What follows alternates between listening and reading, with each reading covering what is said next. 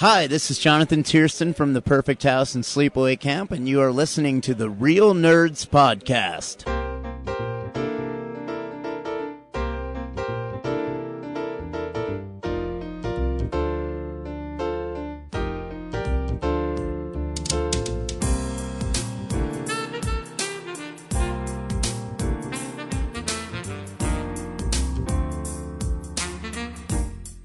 Welcome to Real Nerds Podcast, unofficially the official podcast of what?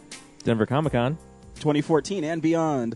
I am Ryan. With me always is Brad. And James. And we have a guest today. What's Hi. up?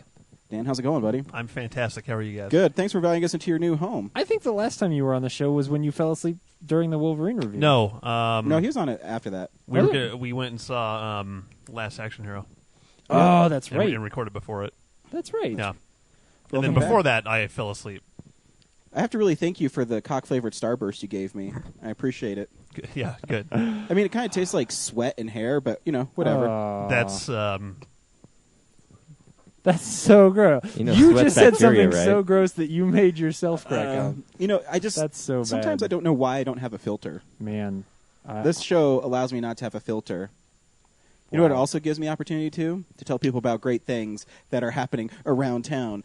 If you want a place to shop for the best place to get comics, I go to Colorado Coins, Cards, and Comics in Arvada. Brad, where do you go? I go to the same place. That's right, because me and Brad know what the fuck's going on. James, where do you go? I used to not go to that place, but now I go to that place. Good man. Well, actually, I don't go, but they pull everything for me, and then somebody Exactly. goes and gets it. And then when I go there to pick up my stuff, they're going to hand it to me and be like, this Yeah. is James. Then I'll take all the cool stuff. I'm like, James, this is all you had this week. Sorry. But if you're looking for comics, go talk to Andrew there. He'll set you up with a hold slot. 20% off all new comics. Plus, they bag and board them for you. What else could you want? It's funny. I recently I needed just a couple boards, Mhm. so I bought a whole case of boards and a whole bunch of bags, and then I realized how now I just have a shit ton of bags and boards. I have nothing to do with them. You know, I'm really anal with my bags. I always rebag them. Really? How often? Like the new, Every new comic. Really? Yeah.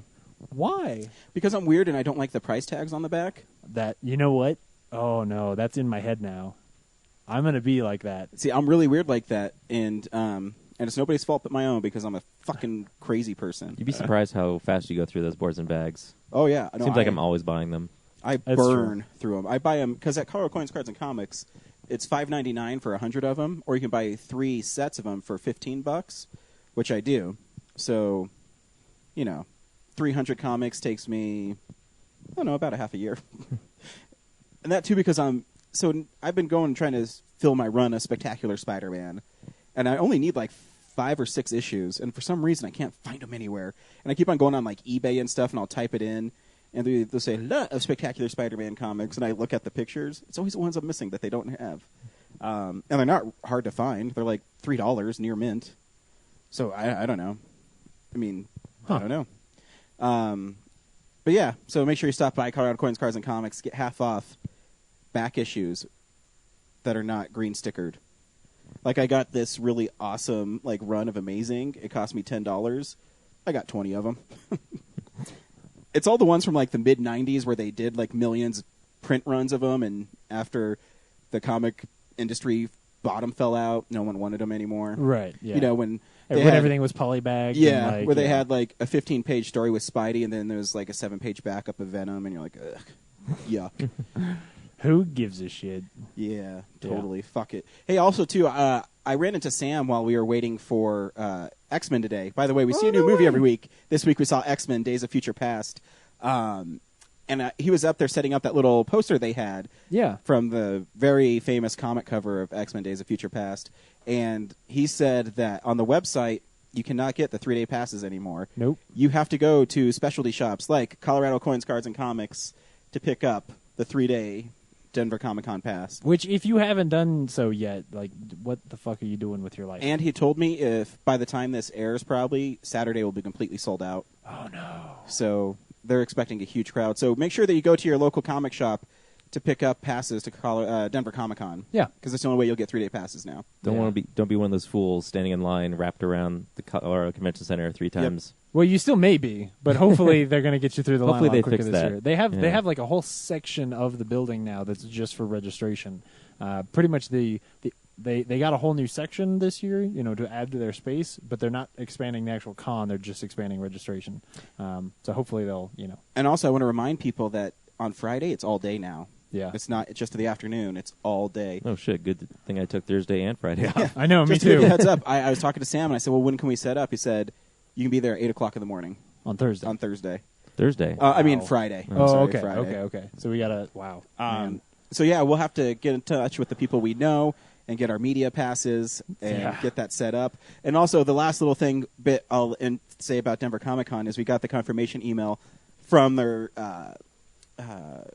programming director that we are now part of the Real Heroes of Cinema little thing they have, and we have our Dude. little bio on the webpage. You can check out. Go to denvercomiccon.com/Real Heroes, and you will find Real Nerds Pod Show on there. Brad submitted a really funny little blurb, and Is it up there already? yeah. No, I kept checking. It wasn't posted yet, but Oh, you can click on the link on the email they sent us. It takes you right to it. Hmm. So yeah, there you go. Cool. Hey, when We is don't- Denver Comic Con? It is Father's Day's weekend. It is June 13th through the 15th at Denver, Colorado Convention Center.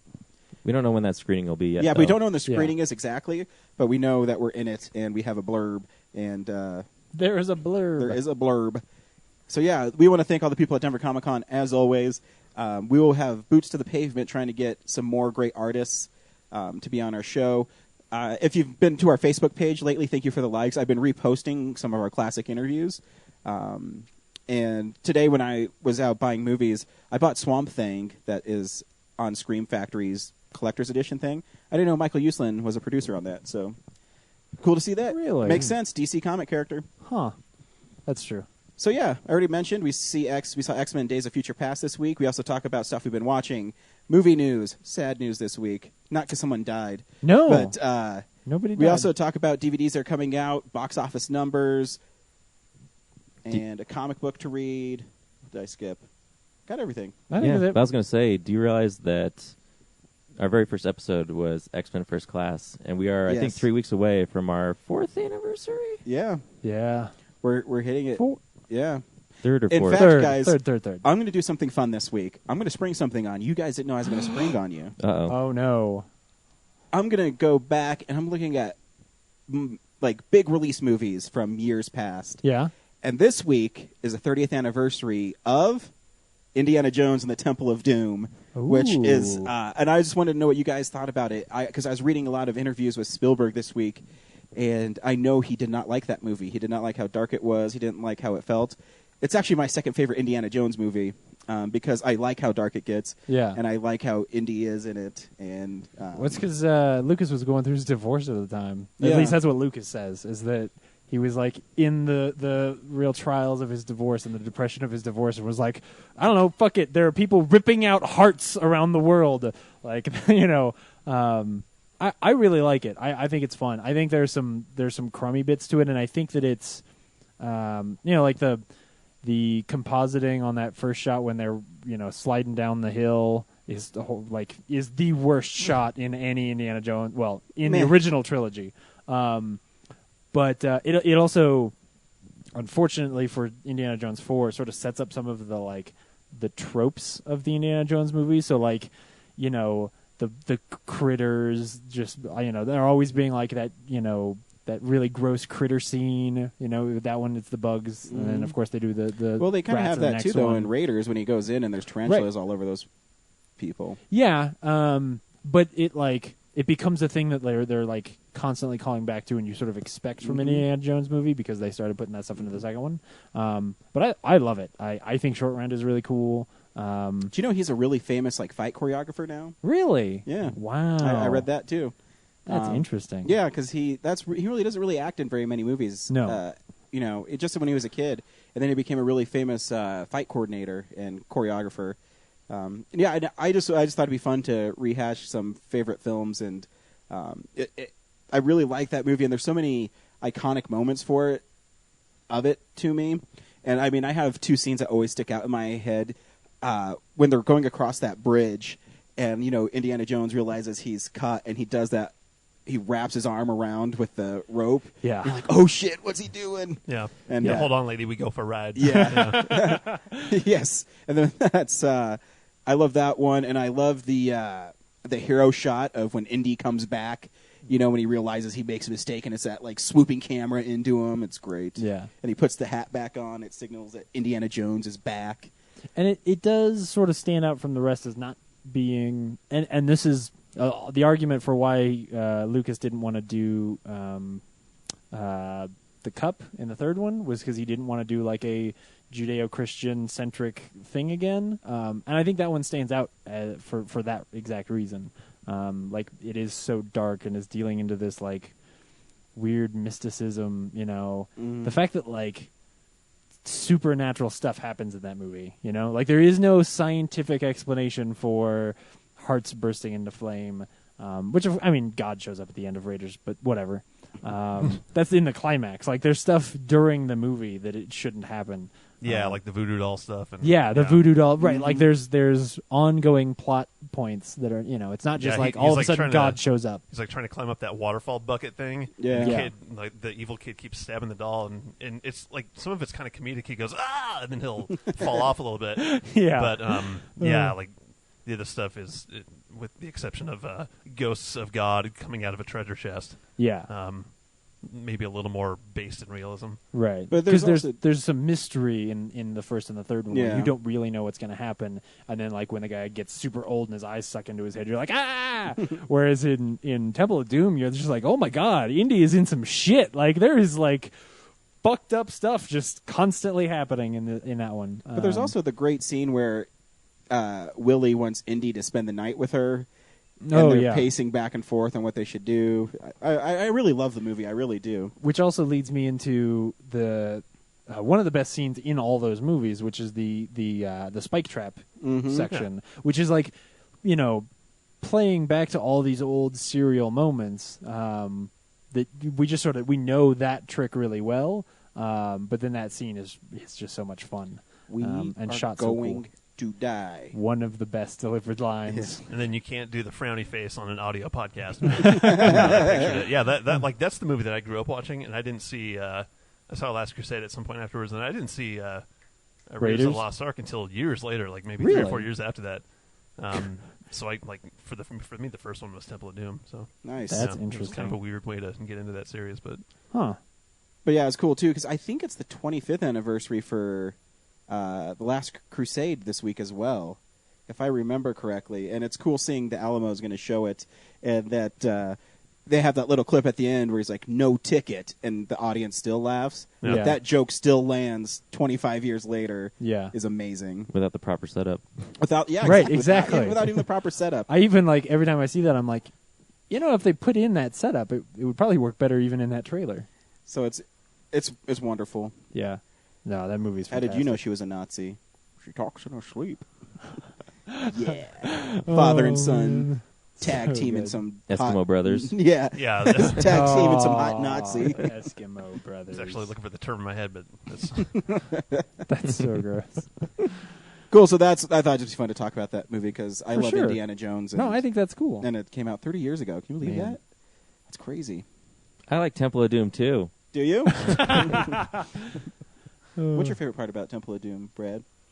Where'd you rank for you on indie movies? I'm not going to rank them. Oh my god! If you don't want to play the game, I saw Last Crusade first, and I think I saw Temple of Doom like at home. Mm-hmm. And like that Temple of Doom really caught my imagination for like stuff creatively that I did as a child, like writing short stories and drawing things. Like I'd make up characters that were not Indiana Jones, but they had the same adventures like that, like fighting Nazis. Kentucky Jones. And, yeah. They were animals. Florida they weren't Jones. people. If I had one criticism, I think it's probably the sloppiest one before. the I fourth. think it's the sloppiest one because Crystal Skull is technically really proficient, but the story is not as interesting. Yeah. Well, But it's still fun. And Mm-hmm. Last Crusade for me is like the tightest, and then Raiders is obviously a classic. So yeah. Cool. I'm not gonna rank them. They're all fun for me. I think you just did. I think you just ranked it. I will say Last Crusade is my favorite. So there. Nice. Huh? Yeah. No, then I could rank your movies for you. God, James, what the fuck is going on your phone? I have no idea what that is. Is that me? It keeps going, ming, ming, ming, ming, ming. I can't tell where that sound is coming from. I'll just make it go away. Okay, it's gone now. This is the stuff that's happened in the world of movies. We call this segment Real News. It's real news. So, I think there are two things that, like, if you'd asked me a week ago, I wouldn't expect we would be talking about this week.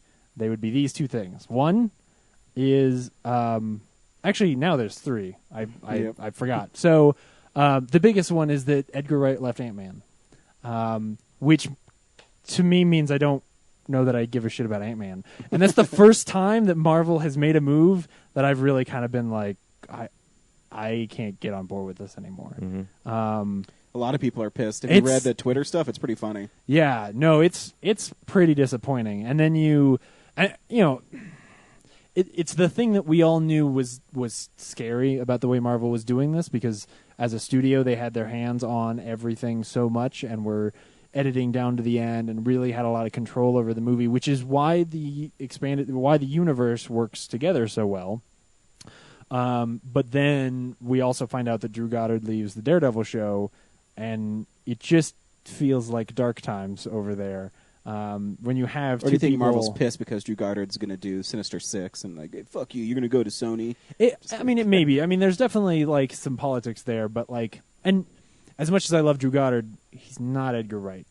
And Edgar Wright is a guy who there's a few reasons why this is stupid from Marvel's perspective. One, Ant-Man, nobody really gives a shit about, for the most part. So like that is a character you can let that character sort of breathe outside of your universe and do some weird stuff with him. Take some chances. Take some chances. Let Edgar Wright just go make a fun movie. Two, Edgar Wright has, in my mind, never made a movie that wasn't great. So why don't you trust him a little bit? And three, Edgar Wright has, for that reason, a pretty big cult. And it's a pretty big cult that crosses over with your pretty big cult in a pretty big way. And so I don't understand why you don't just like... And there's a lot that will come out. Maybe Edgar Wright has gone fucking nuts, and whatever story he wants to tell, or whatever the thing is that they were really fighting over, that we will probably never really understand. Maybe he was wrong, but it just sort of sucks because that movie was one of those little gems that like I was waiting for, and I was like, man, when we finally get that, that'll be cool. And now I don't think it's going to be that cool. It might still be good. Yeah, here's the thing, though, special. is besides nerds, I mean, who really knows who Edgar Wright is? You're right. And You're so absolutely right. I mean, I wanted to see him make it. You're right. Yeah. Edgar Wright makes amazing movies, but not financially successful movies. Yeah. I mean, his movies like Shaun of the Dead, I'm sure cost a couple million, and it made $30 million. That's fine. You're not wrong. But I mean, at the end of the day, they're like Marvel wants $100 million movies. Yeah. And I mean, they still have all the cast, and they really have no say. I mean, I'm bummed because just like Scott Pilgrim, you saw how much potential this guy has to make really cool movies. And then you see The World's End, and he just does things with the camera, action-wise, that you just can't wait to see. And when we reviewed that movie, we talked about how we feel like he's getting better and better. Mm-hmm. And when we talked about the action in World's End, we talked about how excited we were for Ant-Man for that exact reason, because he's gotten so good at it, because he's so kinetic. And if you go back to like the test footage that he did for Ant-Man, you watch that and you just know, like, a guy who's that visual and a director, he was going to do something really, really cool. And it's not to say that whoever they bring on isn't going to do a great job, and it's not to say that whoever they bring on isn't going to make a better movie than he would have.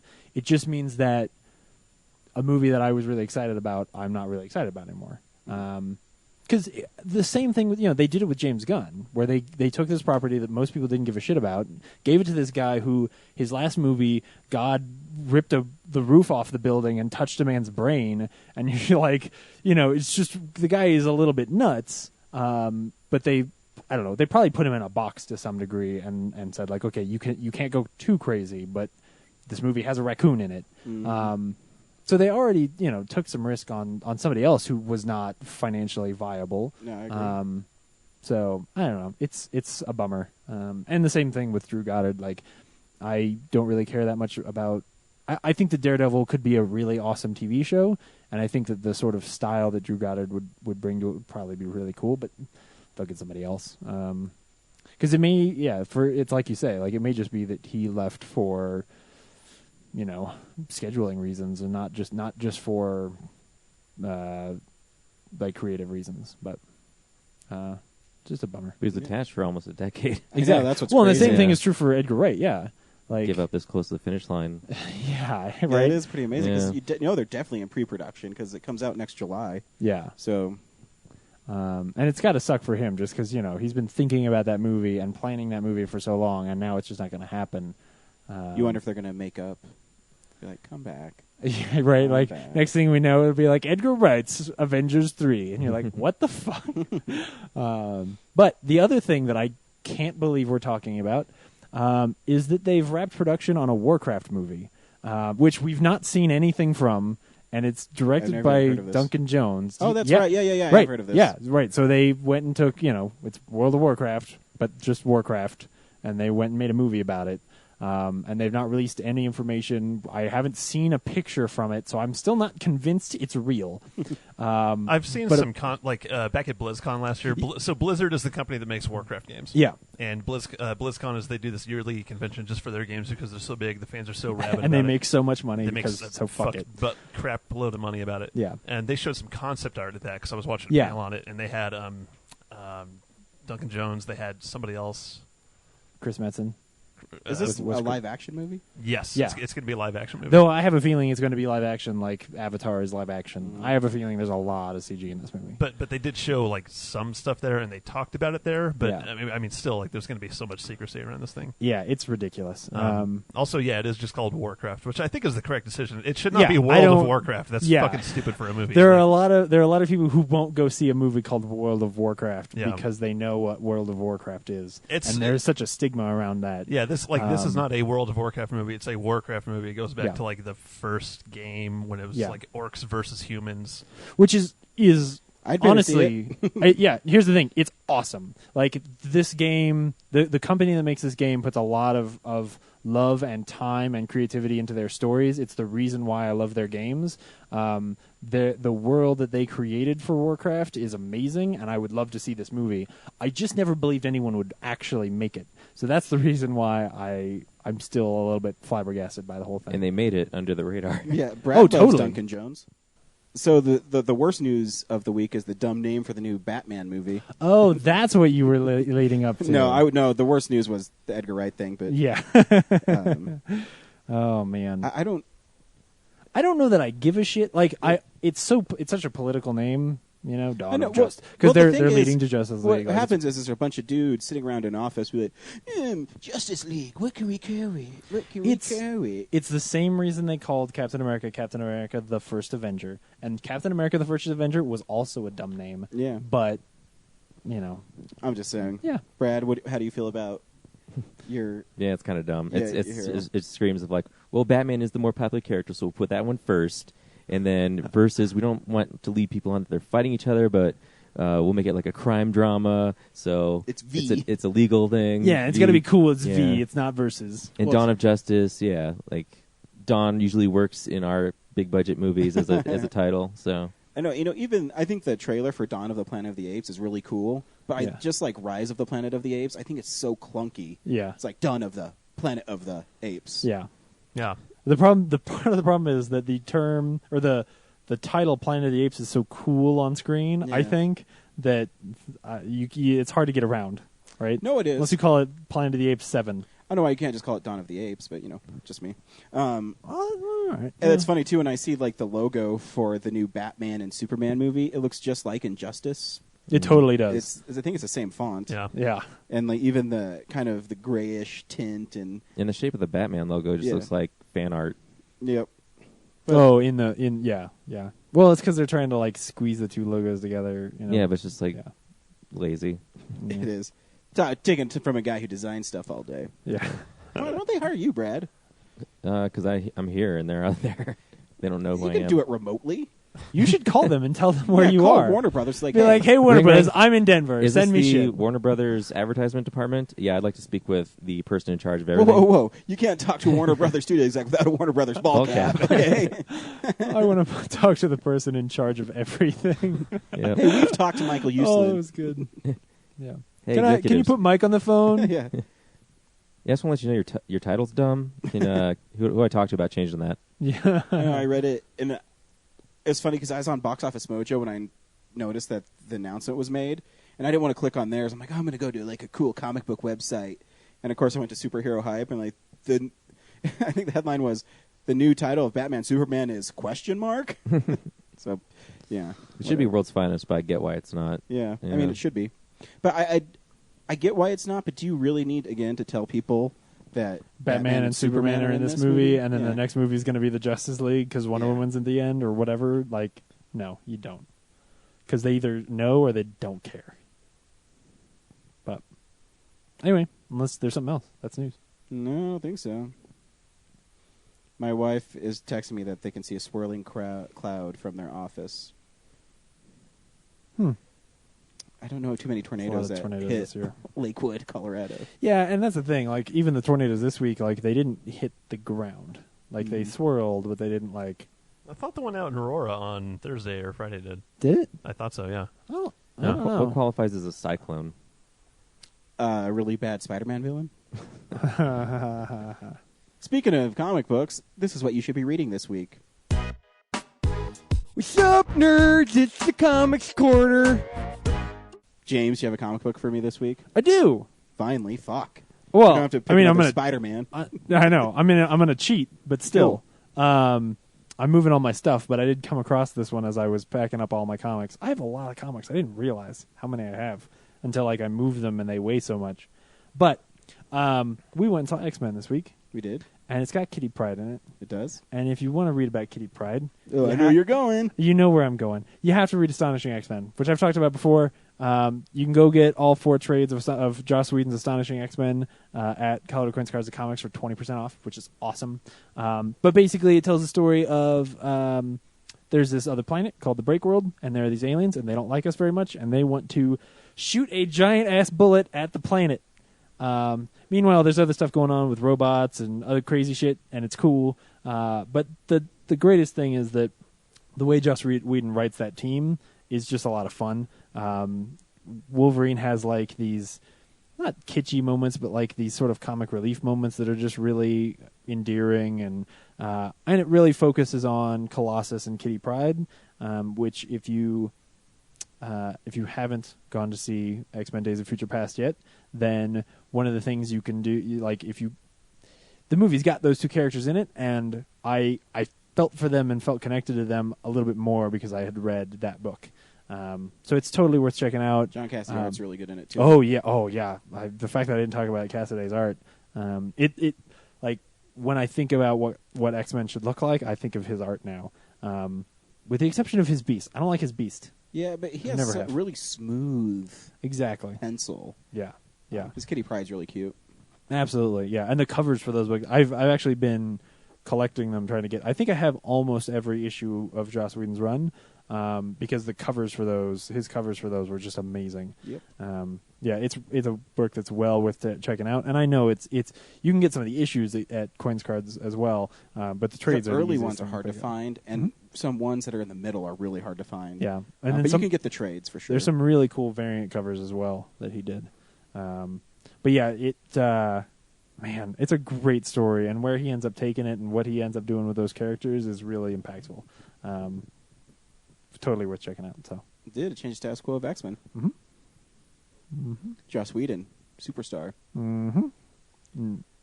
This is one of my favorite parts of the show, guys. It's stuff we've been watching.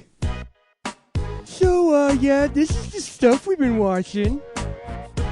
Dan, what'd you watch this week? I'm going through puberty. So I've been moving this week. I haven't really had too much time to watch too much stuff. I did go see Godzilla with you guys last week. yeah, And I'm sure that's you guys right. talked about it, but I would like to touch on it. Sure. I had some problems with that movie, but I decided that I liked it. So, like... That seems to be the consensus. Yeah, Like, yeah. it looked really fucking good. Yeah. It was cool. Yeah. That one monster fucked up those other two monsters, and that was okay. Spoilers, sorry. We didn't say which monster. Yeah, we So said the one and the theoretically- two. So, Yeah. like, come on. The one monster was man. Whatever. But and like I didn't. Okay, so there were some points where it's like, all right, we're going to see these monsters fight, and then they would cut away to the following day when it's sunny out now, and it's like. And you just see like the aftermath of it, and then what everyone is doing about it, and then that happened like 18 times throughout the whole movie. And like, okay, I get it. They're blue balling me. They're trying to like build it up and make it amazing for when they finally show it. And when they finally show it, it's pretty fucking cool. Yeah. However, when there was some action throughout the movie, it didn't happen quite so much at the end. It was more through the beginning and the middle. They were playing the really cheesy, like old Godzilla action-y movie music over everything, and I was like, this is I like this scene would be better with no audio, like no soundtrack backing it. Just personally, that's what I would think about it. I think action scenes with no soundtrack to them, and it's just the audio of what's happening, and you're just like, you don't have to. They're not giving you a track to also build the theme of that scene in your head, and there's just what you see and the sounds that you're hearing of the metal scraping in this car chase or whatever it might be for whatever movie.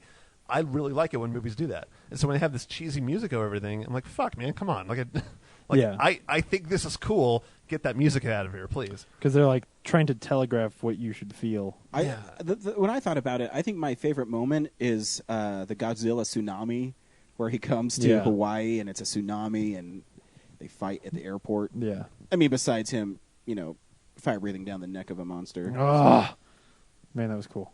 Yeah, Really good. Yeah. Yeah, like just a lot of it looked really good. fire so hot it was blue. A lot of it looked really good, but at the same time, there was a lot of it I didn't give a shit about. Like, Yeah, this is true. Yeah. I also loved that their like Godzilla, their kind of design for the monster. He was like T-Rex short arms, and he was really clumsy. I thought that was like funny and cool. And it's not like they played that up way too much. And it's like, look how dumb this. Like it wasn't like that at all. But I just thought that it was. I just thought that it was funny. I liked it.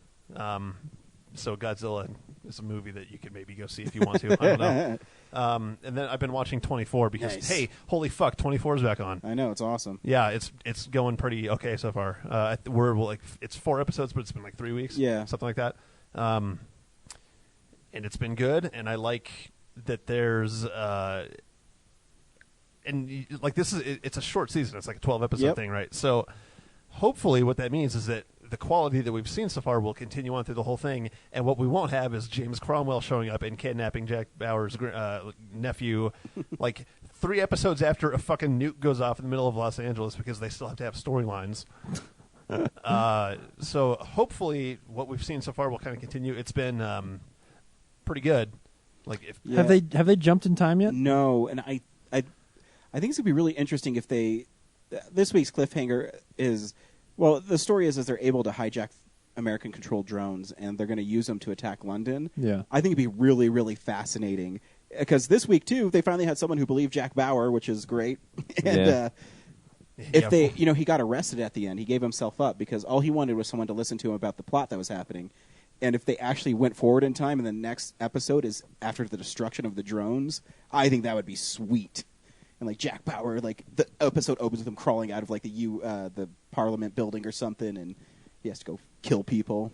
That'd be awesome. Oh, so like just cut the whole scene of wherever he is getting bombed from the drones. Just cut that out, and then it's like from 5 p.m. whatever. Mm-hmm. Well, oops, we forgot to show you this really cool shit. Yeah. But I don't like.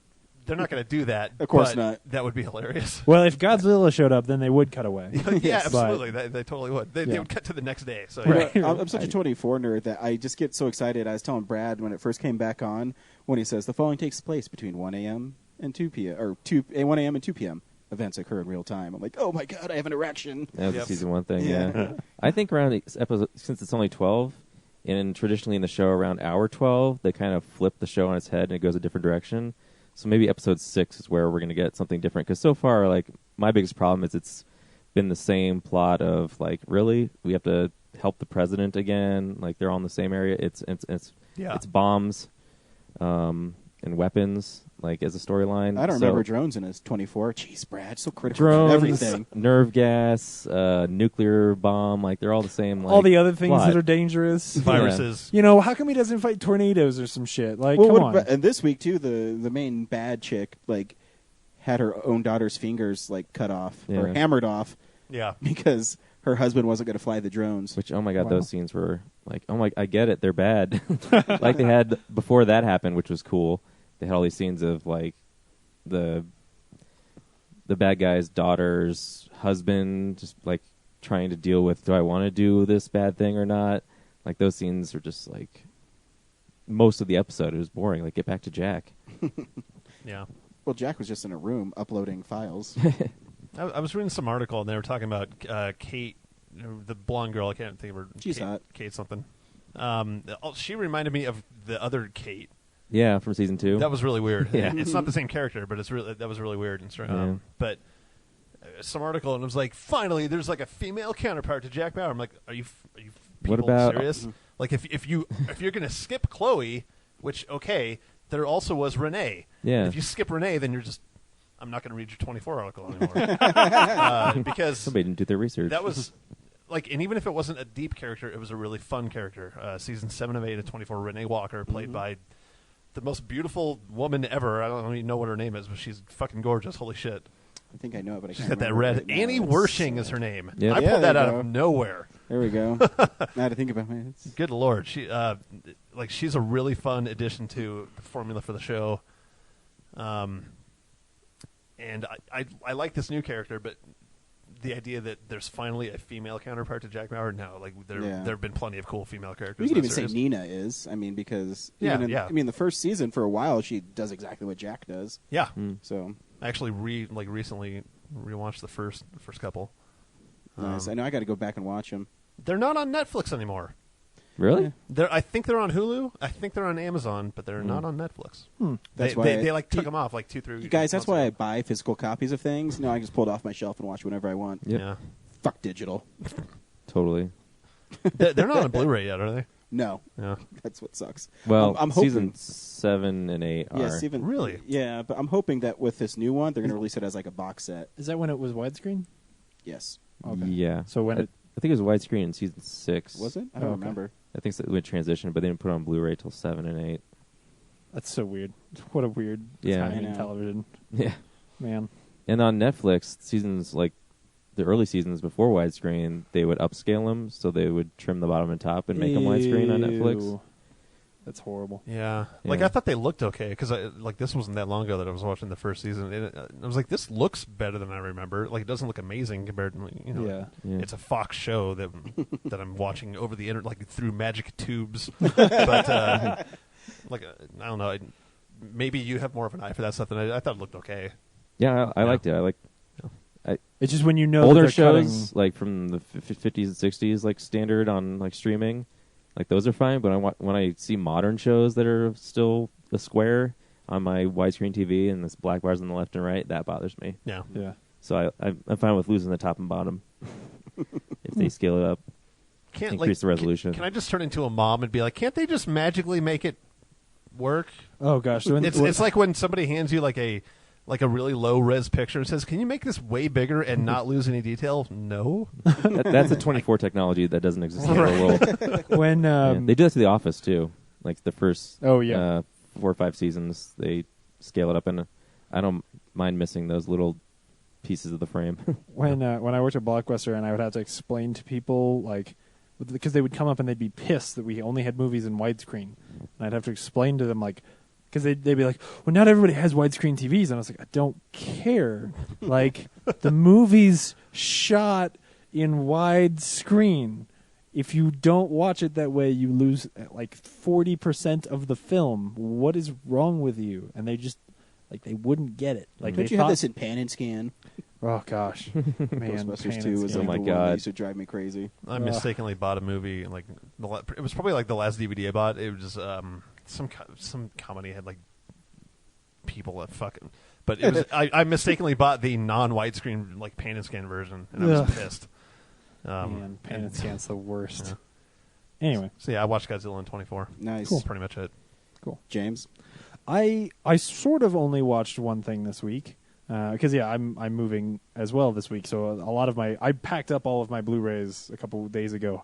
I have a lot of them. Isn't Not as that many as I sad used when to. you do but- it, though? Because Yeah. you pack them all up and you're like, I want to watch something. Ah, fuck. I know, right? Yeah. Well, especially now because I want to unpack stuff, but I'd have to open up the Blu-rays to get anyway. So I crossed a movie off my list this week, which was Apocalypse Now.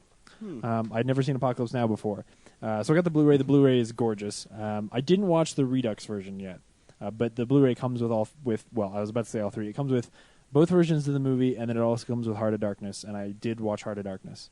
So if you don't know what Apocalypse Now is, it is a movie about Vietnam that is a loose adaptation of Joseph Conrad's The Heart of Darkness, where Martin Sheen gets sent deep into Vietnam to go kill this... Sent into the shit. Yeah, he gets sent into the shit to go kill this guy named Kurtz, who has gone crazy and is like just out in the middle of Vietnam, like having soldiers just kill people or whatever. Like Burning babies. Yeah. He's just basically, the rumors are that he's out there burning babies. You're right. That's what they say in the movie. And so he goes out, and most of the movie is actually just him and the guys who are trying to get him up the river, traversing the river, and the sort of things they run into, and the weird sort of cross section of what Vietnam was like. And it's interesting. I talked about this. I did a presentation in college where I talked about sort of the phase of Vietnam War movies, because Apocalypse Now comes at this point where it was made because it's Francis Ford Coppola, and of course Francis Ford Coppola wasn't in the war, but it was made post Vietnam when people like real stories of what the war was like were coming out. So it's very different than the wars like Green Berets that were made during Vietnam that are like traditional positive war movies. It's a movie where you can tell that he is trying to make you understand like just how shitty and insane specifically that war was. And I think it's great. The movie is pretty damn awesome. And the things he pulls off, like the wide shots and because you also know like it's not CG, so you're watching these huge explosions where whole sections of the forest are falling apart, and you're like, oh my god, like you did all of that, you know? It's like a Vietnam War version of Lawrence of Arabia, where just the stuff you're watching, you know, is really happening, and it's unbelievably impressive. And so I absolutely recommend that people see that.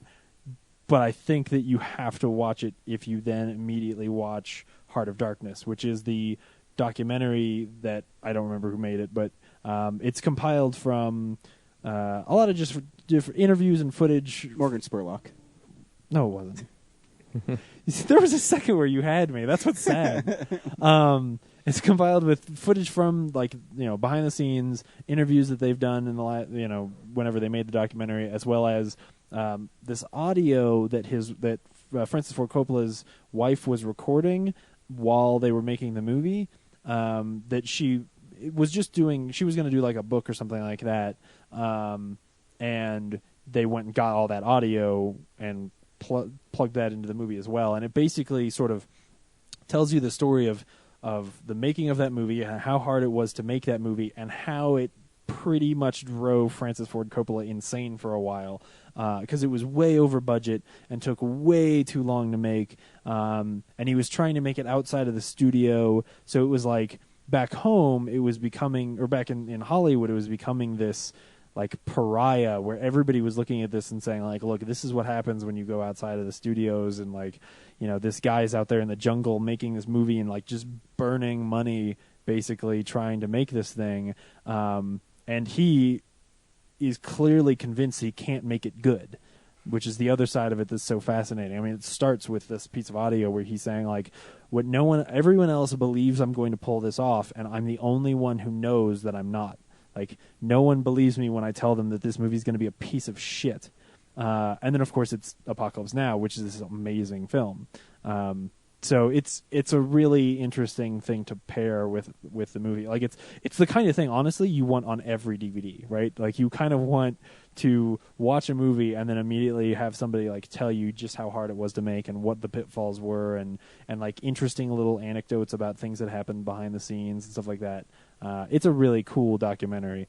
So even if you've seen Apocalypse Now and you've never seen Heart of Darkness, just go find that Blu-ray. Or I mean, the documentary is sold separately, but it's if you don't have the Blu-ray, you might as well just buy the box set. And I think I will. The Redux version is like 40 minutes longer. I have a feeling I'm going to go back and rewatch that whole thing because they show you little bits of the scenes that they added back in Heart of Darkness, and I think some of them are pretty interesting. So it's a really neat film, and I don't know if I'd watched it like 10 years ago when I was first becoming a film educated person. I probably wouldn't have appreciated it at all. But now I look at it and I just it's a really impressive movie. So. Have you guys? Right? Have you seen it? Yeah. It's really cool. So. My dad's a big war movie guy. Yeah. So there was. I mean, I saw Full Metal Jacket, Platoon, Apocalypse Now probably before anybody should have seen them. Yeah. But yeah, I mean, I haven't seen it in a while, but I remember it being really visceral and really interesting. It's not the most. What's interesting is like, it makes Vietnam out to be a really horrible thing, but it's not the most gruesome one, right? Like there are a couple scenes where you see like people who've lost a limb or something like that, but as far as you don't see a lot of people get shot necessarily. He focuses more on like just sort of the insanity that occurs, which is almost more brutal than a Saving Private Ryan, where you're getting pulled through all this emotional back and forth as you keep having characters die. So I totally forgot that Saving Private Ryan had Vin Diesel in it. Yeah. I love that he gets until shot like a couple of weeks ago. Somebody was telling me, I was like, "Holy fuck!" I forgot about that. She reminds me of my niece, sir. Pop dead. Oh, that's not how it happens. Pretty much. Oh, how does it happen? I forget. Well, he gets hurt. Yeah, down, yeah. And he saves the girl, and then like he comes down, and he gets shot. Yeah, I remember. Oh, that's how it happened. Even Steven Spielberg knew Vin Diesel was an idiot. Wow. Oh, wow. He's like, I'm going to cash in the part where the guy's an idiot. Why you do that? Brad, what'd you watch this week? He watched all the Fast and Furious movies. That's right. Vin Diesel is awesome. No, I think the only thing I watched this week is last night. Well, the new thing I watched. Actually, not even new. Back to the Future. Yeah. Nice. Again. You saw it at midnight, right? Yeah, midnight. Cool. And since they don't do film, I think the last time I saw the Esquire, they were still doing it on film. Mm-hmm. And this one was obviously only digital now. And I was in the very front row, so I was like really up close and personal with the screen. And I was with the digital and the clear resolution of it, I was like noticing labels of things and stuff in the background. And like also, since I'm so I've watched it so many times, I'm so familiar with the story. I started like, and since I'm immersed in production of my own stuff, I'm like thinking of the logic behind characters' motivations and stuff. And there's actually like a lot of errors that I didn't notice until this screening. Yeah. One continuity thing that I wish I'd written them all down, but the only ones I can remember right now is like when Marty comes home and finds that the car is totaled and Biff's like yelling at his dad. Marty's standing next to this part of the wall with some shelves on it, and there's a little candy jar. It's like a translucent glass candy jar, so you can see all the candy in it, but it's distorted. And so he's standing next to this, listening to the conversation, and it keeps cutting back between the shot of Michael J. Fox and then the other two. And then so the candy's all in the jar, and then when Biff comes over to take the candy, it's already half empty. So that was like, take 7 or 8 or something of that scene. Clearly. And then another thing I noticed at the end, after Marty's played the guitar solo, and he's exiting through the back of the stage, and then his mom finds him, and he's telling him goodbye, and the way the dialogue is, like what they're saying, Marty hasn't indicated that he's leaving forever. He's just like, hey, cool seeing you guys, I gotta run. And then already his mom is assuming that she's never going to see him again. And even George does the same thing. We're like, well, good luck. We'll, hopefully we'll see you sometime in the future. Yeah, I see. Yeah. Even though, like, he's been in their life constantly for the past week and hasn't said anything like, oh yeah, I'm taking off, I'm moving away cross country forever.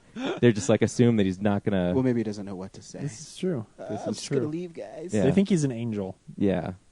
So came into their life to make them love each other, and now he's going on. Yeah, they figured it out once they fell in love. They're like, oh, this guy is a guardian angel for Yeah. us. He's Cupid. That's what it was the whole time. No, it's just like, yeah, that doesn't make sense. Yeah.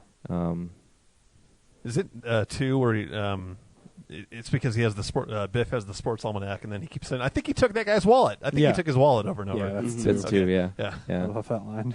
That's pretty good. And it makes you appreciate, like, I was also thinking of the sequels in that scene where George beats up Biff, and like, man, Marty's gonna get so, like, he can't see it now because he's stuck in the trunk, but in the next movie he's gonna come back and he's get to watch that moment that he regrets missing. Good for him. Yeah. Yeah. No, I agree. Yeah, and that also, like, I was also thinking about, like, what if they rebooted the series or made like another Back to the Future? Like, what would they do with the story? Like, they covered the McFlys, but there's this whole thing where Doc Brown's mansion burned down before, we got to Back to the Future 1. Like, what led to that and stuff, and like, what's the history of the Browns, especially now that they existed in the West in the 18. Like, there's a whole new timeline that's separate from that first movie about the Browns. So Yeah, you do see a lot of newspaper articles of like Doc Brown committed, and Yeah. like they could yeah, explore. A lot well, of that's that what stuff. happens in the Clearly he's alternate. big. Yeah, 85. But just like, the fact that like he's a big enough name that he's on the front page of the newspaper. Yeah. means that Yeah. yeah. And also in like 1955, like he's got the mansion next to the garage. And in 1985, he lives in that garage, which when Marty exits on the skateboard to get to school, like, it's surrounded by strip malls and stuff. Mhm. But in 1955, it's like an estate. Yeah. So it's like, did he have to sell his land once it burned down and like to get the funds to Yeah. keep his research and stuff? But it's like in an area where you don't think there would be commerce. I don't know. Yeah. But also, I was talking about that because of just like how cleverly written 2 and 3 are, Mhm. based on like they do the same stuff from the first movie, but just set it slightly askew in like such an interesting way Yeah. that all those things, like all these different things, like reference each other and like bounce back and forth. Yeah. It's And it so works. complex and it works. It's like Bob Gale and I forget who else. Was it Bob Gale and Robert Zemeckis or somebody yeah, else? I think I I think think it's you're right. the two of them. Like just so complexly, like, and like creatively strung together visually and like story wise. Just Yeah. such a great trilogy. Yeah. It is. Yeah, You are correct. I hope sir. they don't remake it. I hope they don't. I know. You said that and I was like, what the fuck Yeah. do you know? What? I haven't heard about Sometimes this. it's okay No. if a really cool thing is just left alone. Yeah. Yeah, And but if it someone doesn't came up mean to me I and can get said, rid of it. "Hey, would you like to make a 4th Back to the Future movie?" I'm like, "Yeah, as long as it's an extension of the series, I wouldn't want to remake it." Yeah, like I'm gonna make a movie about young Doc Brown. yeah, You know, some future time. His son, Yeah. the one from the end of the third one, who Jules like Verne. who taps Yeah. on his penis. You know what I'm talking about? No, No. You don't know about this? pretty sure I know. Oh my god! Oh, I know. I can Yeah, that ruin. blooper. Yeah. I know what you're talking about. It's Yeah. not a blooper. It's in the movie. Yeah, If you it's you in the watch, movie, but like, it's you're the not kid, supposed to. the kid's a dick, and so he during the take that's in the movie, he smiles and waves. He grins oddly. He's sorta- telling the sorta- PA he has to go to the bathroom, and like no one caught it. Is that what it is? I think it is. that makes more sense. Yeah. I always thought the kid was just a dick and trying to No, he's trying like to 6. point at his dick so that He's like, "We've been everybody- shooting for 6 hours here. I got to go to the bathroom, and I'm a child, so I can't just say that." That's so much better. Is this a thing that people know about? Yeah. Yeah. If I As soon go to as- as soon Google as and you know, type it in ruins like the end Back of to the movie. Future 3 little kid penis, Yes. like a video on YouTube will pop up. Yes. and, And and so I, will the and I will not police. Yeah. click on it. Kitty porn. All right. Yeah. Like Yeah. Okay. No, it's All right. totally a Buzzer thing. goes if you go off at onto the YouTube. FBI. Yeah, so I that didn't know. kid goes back, like in the future, takes a time machine, goes back and finds like young Doc Brown, and then they light his house on fire. Yeah. Yeah, that'd be cool. I want to see that movie. Yeah. Ryan, what'd you watch this week? Oh fuck, so much. Nah, not really. I got Fright Night 2, not the original Fright Night 2, but the Fright Night 2 from the reboot of Fright Night. The one with that lady from Dexter. Yeah. I saw her on the cover. It's actually not that bad. The only weird thing is it kind of ignores the first movie, What? and because they don't. I don't know how to. You'd have to watch it, but it's Charlie and that I forget the girl. But it's a different actor. Yeah, it's a different actor, Well, they're both and probably his different actors. yeah, and the girl's a different actor, and it's basically a play on the original Fright Night where Charlie notices there's a vampire across the way from him. Mhm. And it takes place in Europe, and Peter Vincent isn't obviously David Tennant. He's this reality like ghost hunter guy now. Yeah, it's really like once you get past all It's this like- weirdness about it, because it's like they're rebooting a reboot, but calling it a sequel. It's really weird, but I mean, there's some actually pretty horrific parts in it, and it's pretty gory, and there's lots of tits in it. The main vampire in it becomes old, and the only way she can stay young is by drinking the blood of people. And so the opening's really cool. Which that's kind of cool because, like, yeah. Peter Vincent talks about the different kinds of vampires, Yeah, right, in the last exactly. one. So the idea that there is one like that's cool. So they're playing on the fact that Dracula might have been a woman. That's fine, and Yeah. there's some cool parts in it. Yeah, it is what it is. It's bloody. That's so weird, though. That, I Makes mean, sense. it almost sounds like Woman would suck the life out of anybody. yeah, dude. High five. it almost sounds like before Marty Noxon came on to the good Yeah, remake. It probably was. that like that this is some script that they had that was half-assed, and they thought, well, we'll just go ahead and make this. It's already written. Yeah, I mean, the only thing that was weird is it was the same characters' names, but they didn't have any like recollection of what happened before. And Ed is even in it, and he's The friend? yeah, What the and fuck? he's not a vampire. He died. Yeah, I know. So it's kind of weird. It has this weird reboot to it that. Are those same characters in the original? Like, is it possible that? But there's also an original Fright Night 2, isn't there? Yeah, That's so bizarre. it is bizarre. I mean, if you didn't know the history of it, you just watch it as a direct-to-video vampire movie. It's not horrible. Right? Yeah. It's like bloody and naked chicks, like I said. yeah. So there's worse things. It's just weird because, like, I, as a person who really hates but doesn't really like a lot of horror movies, I really liked that one. Me too. So it's weird that they made a sequel that just completely ignores it. And it is. I mean, it is different when you have a female who's a predator in it. Yeah. I mean, she's not as cool as Colin Farrell. No. But whatever. She's But she hot, was good. and she's naked. She was good in Dexter, and she had a similar kind of role. I mean, she wasn't a vampire, but she was a predator of sorts. So, Is she naked in it? She's naked in this movie. yes, It's awesome. Yes, she was, because it was Dexter, and if you're a woman on Dexter, you have to show your tits Mm, because Showtime. gotcha. I also got what I love about Scream Factory is they release these movies that I've never even heard of, horror movies. No. And most of them aren't like great, but they still give them the time of day to put them on Blu-ray. And this one's called Evil Speak, which stars Clint Howard as this guy who is in a military school, who's an orphan, and he gets picked on all the time by the rich kids, and they always pull pranks on him. Because he's bald in middle school. No, he's not bald in this movie. Surprise! What? Yeah, I know. It also stars Richard Mole. You might know him as Bull from Night Court. Yeah. And it opens with him Richard Mole's character being sent away from Spain, and before he goes, he sacrifices a virgin to the devil, and he pulls her shirt down so you see her boobs. And then he pulls up his sword, and it's this really weird thing. And all of a sudden, he just slices her head off, and the head goes flipping in the air. And then it cuts to these people throwing hats in the air, like graduation. It's really interesting. And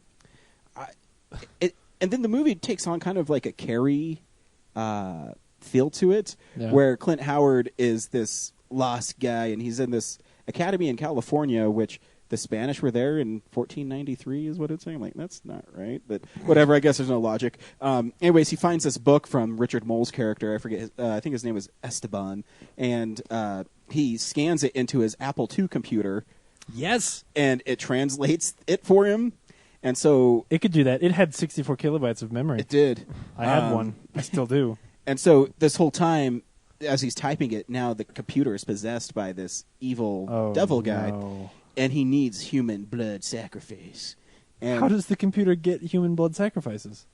dude, I'll tell you. So Because I have, like I said, I have an Apple IIe.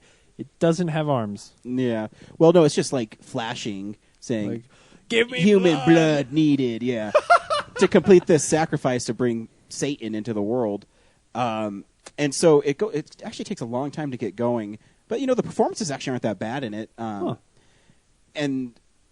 But it's really weird too, because Clint Howard's character finds the book, and he finds this like crypt in the basement of the church at this academy, of course, and he gets called into the dean's office because I forget what he did, and his secretary steals the book, and so she takes it to her house and gets naked, and then these pigs break out of the barn that they have on the academy and eat her.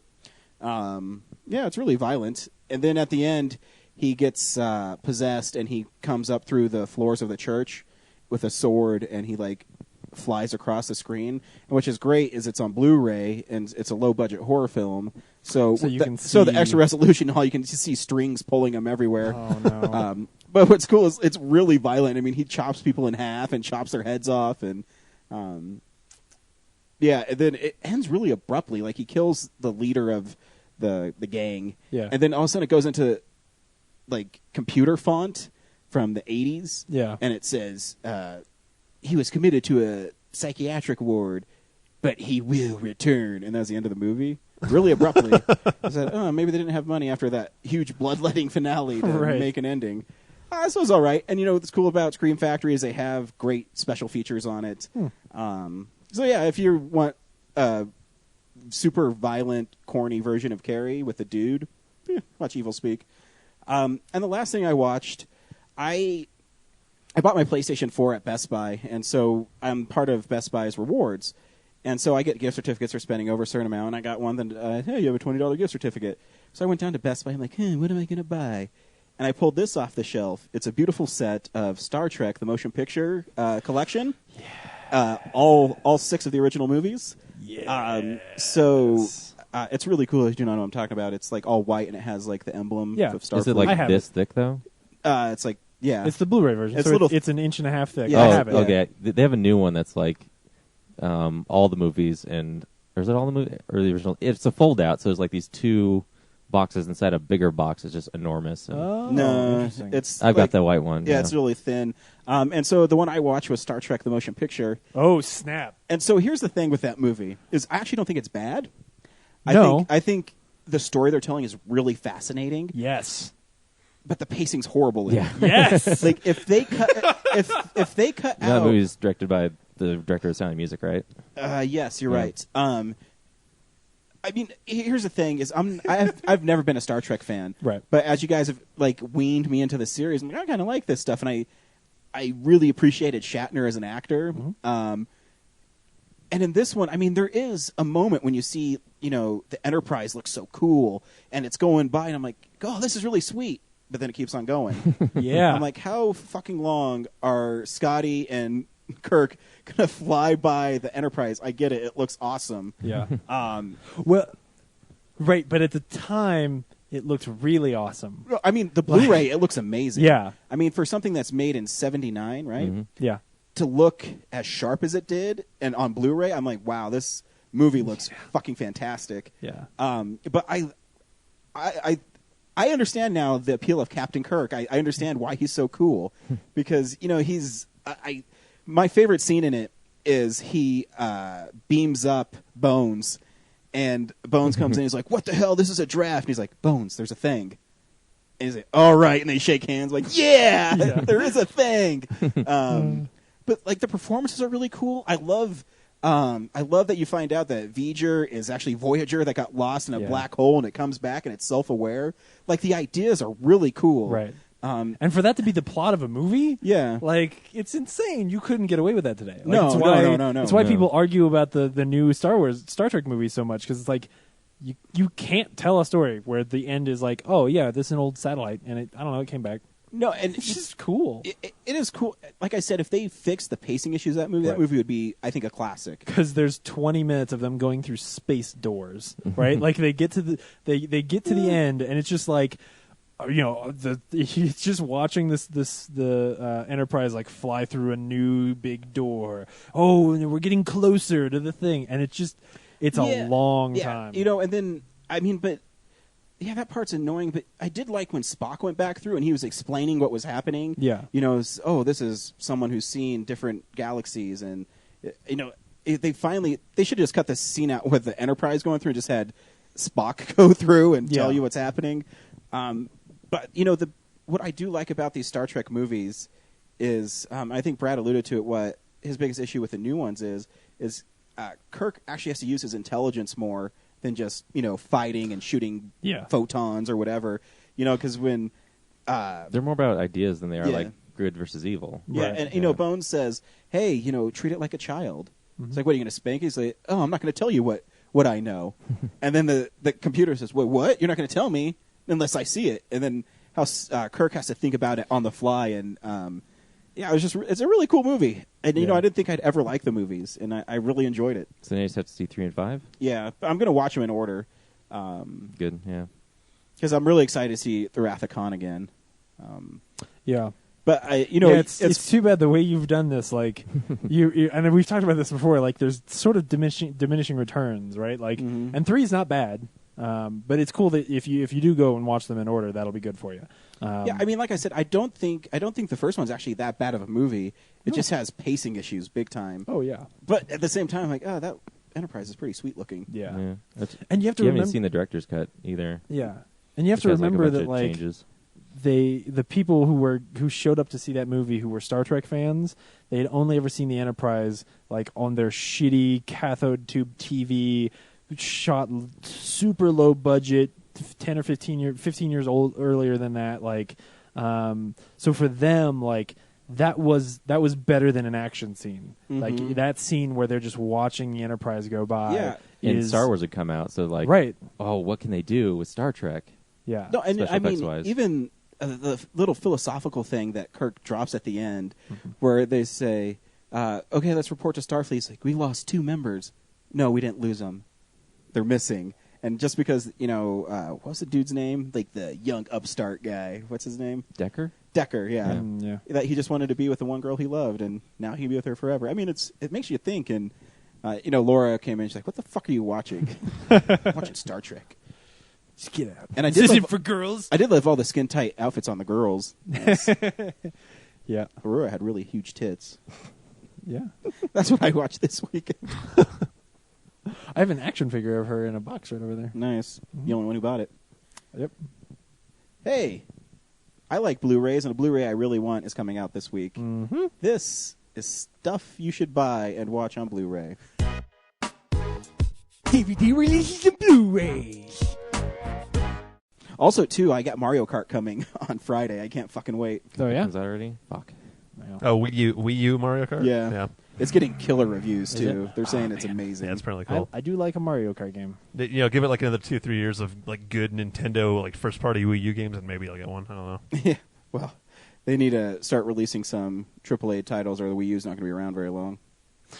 So we've talked about me not liking horror movies. Yep. But here's one that I totally want because this thing is fucking ridiculous, and the Blu-ray is going to be amazing. Of Sleepaway Camp, which comes out Oh, this yeah, you haven't Tuesday. pre-ordered it yet?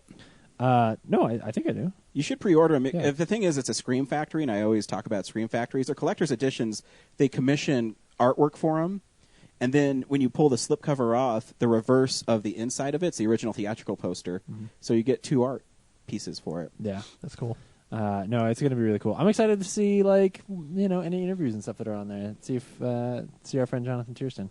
And you notice, too, all the interviews with Jonathan are pulling your picture of him, interviews from Real Nerds Podcast, from My Mile High picture? Horror. Yeah. Sons of bitches.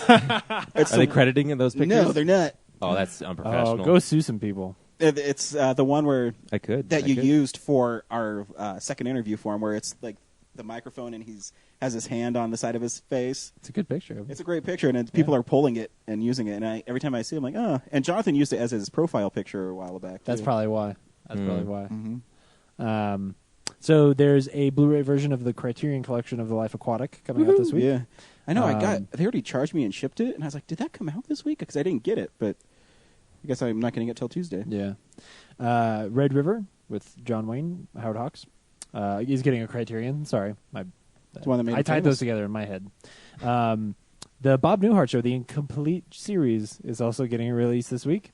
But then let's get into some of the actually fun stuff. Diagnosis Murder, season 7 and 8. Nice. You guys are That's the big- one Dick Van Dyke show I've never seen, but I heard it's really good. You've never watched any of it? Mm-mm. Oh man, I watched it when I was younger. Yeah, no, it was a You cool watched show. Diagnosis Murder? Yeah, I mean, I had parents. They would watch that. I hope he's on the show like, this diagnosis is murder. Is that still a joke? CSI Miami's been canceled for, what, 2 years now? Right. Oh, I can't believe it was on the air that long. Cheap Thrills is getting its release this week. Brad, you saw that. Mm-hmm. Anyway, Something you'd buy? I don't think so. Okay. All right. The first season of The Bridge, which man, shouldn't that be back by now? I loved that show, so I'm really excited. I'm gonna have to pre-order that one. Well, actually, I'm just gonna have to buy it now because it's too late. Gambit, which I thought was already out, but came and went. And then I'm starting to get suspicious because we haven't seen a shark movie in a while. I think that dinosaurs are the new shark. Maybe. Because this week there is the dinosaur experiment. They were supposed to be extinct. That's the tagline. Nice. And there's this dude in like a fishing vest, and he's got a gun. And then there's this giant T-Rex behind him, and like a girl in a bikini. Yeah, and then it's not just a bikini. She's wearing like Daisy Dukes and like It's a little kind of like Tomb Raider 1996. Yes. Oh man. And then she has the biggest fucking knife you've ever seen. Oh, dude, that just It's gave the me an size of erection. her thigh. Kind of like every time I saw Jennifer Lawrence as Mystique, I kind of got like a tingle in my dick. Oh god. She has a rocking body. Yeah. Yeah. Anyway, so you should check out Dinosaur Experiment. Maybe. Tingle in my dick. I just said that. Yeah. You were just talking about the tingles in your dicks. Yep. I'm surprised you didn't see Hannibal. On the horror websites, they're talking about how great the finale was. I haven't watched it yet because I had to take all my stuff apart. So. And you can't torrent it, so. Well, I mean, I watch it on their website. Oh, you do? Oh, yeah. good for you. Yeah. No, I'm yeah. So spoilers, as everyone says, it's great. I didn't read the Spoilers. I read on Twitter, I it's thought really the whole bloody. season's. Yeah, I didn't read the thing because I'm waiting till you buy it on Blu-ray and watch it, and then I'll borrow Yeah. the Blu-ray and watch it. Yeah. It's the season started with like a scene from the finale, basically. that's So I sort of know where it's going. It's really cool. The thing they've set up. They actually told the story. You remember the villain from Hannibal, the movie Hannibal, the guy, Gary Oldman's character. Yep. They told his story this season, which was different than they tell it in that movie, but pretty cool. Mason Verger. I can't. Yeah. I can't remember the name of the actor. He's that super creepy dude who only plays super creepy characters, but not Dane DeHaan. Fuck. Anyway, he's in Funny Games, the remake of Funny Games. Brady something. Yeah. Anyway, and he was really good. It's a fucked up character. The season has been great. So cool. Michael Pitt is his name. Jimmy Kimmel has this bit where it's celebrities read mean tweets about themselves, and Gary Oldman read one. And the tweet was Gary Oldman's all his accents are shit and blah blah blah blah. Yeah, and he then laughs. Gary Oldman laughs. He's like, it's true. It's funny. The best one was Sofia Vergara. Vergara. Yeah. It said she sounds like she has a dick in her mouth, and she said, "What's wrong with having a dick in your mouth?" I like Emma Stone's. Yeah. Emma Stone looks like she smells like cat piss. Yeah. She's just like, okay. Yeah, they're really funny. You should check them out. Hey, this was the #1 movie at the box office. Some would say the king of the box office. This is the box office stats. Godzilla. Nice. That was good. Yeah, That was good. 93 I like your million. time that. Lots of money. Yeah, man. There's a lot. So much money that they said, okay, we'll make a sequel. But the guy who directed it's going to make Boba Fett first. Unfortunately, the movie that we saw last week, Mom's Night Out, only made $1.7 million. Man. So it was not a good night for moms. Nope. That was one of the worst trailers I think I've seen in But years. people, I guess it was aimed for Christian families. You know, Yeah. it's like a cool comedy where Yeah. moms could take their kids out to see a comedy, but it was marketed so horribly. You're like, what the fuck am I watching? It looks like a piece of shit. It That's did. the problem. Like, And I'm the like, I only trailers want to see are horrible. Patricia Heaton's boobs. I don't want to see this shit. Oh, gosh. This week on Real Nerds Podcast, we saw X-Men: Days of Future Past. Did you see it, Dan? No, No? I didn't. Well, get ready to get spoiled the fuck out of this movie. That's fine. All right. Brad, should people go see X-Men: Days of Future Past? Hang on, I was forgetting what I was going to say. Oh, yeah. It was awesome, and you should see it. And despite some continuity questions I have about it, it was a lot of fun. Cool. James? Yeah. There's not action scenes. There's just action happenings, which is my biggest criticism. But I think the movie's really cool, and the way they actually tie that story together is pretty interesting. I like those characters. So yes. Yeah, I agree with both of you. I thought it was actually a really fun movie. The superhero movie I was worried about the most not working actually worked really well. Yeah. Here's the trailer for X-Men: Days of Future Past. So many battles waged over the years. And yet, none of them like this. Are we destined to destroy each other? Or can we change who we are and unite? Is the future truly set?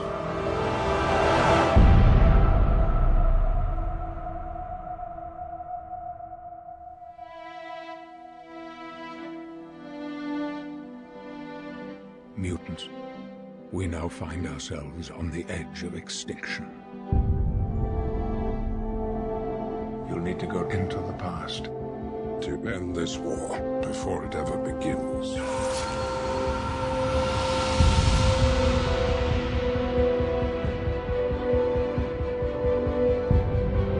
Use your power.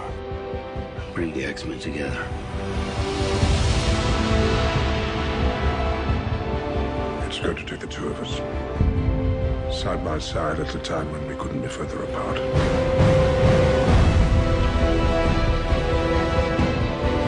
You took the things that mean the most to me. Maybe you should have fought harder for them. There is a new enemy out there. Mutants. You'll need a new weapon for this war. I know what I have to do. It's us or them.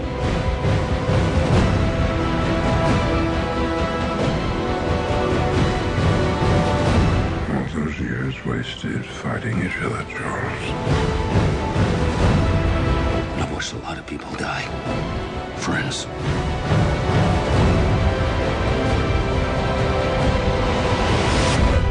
We've been given a second chance.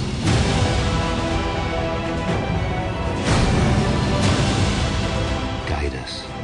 Lead us. I don't want your future! We were supposed to protect them! You're afraid. I remember.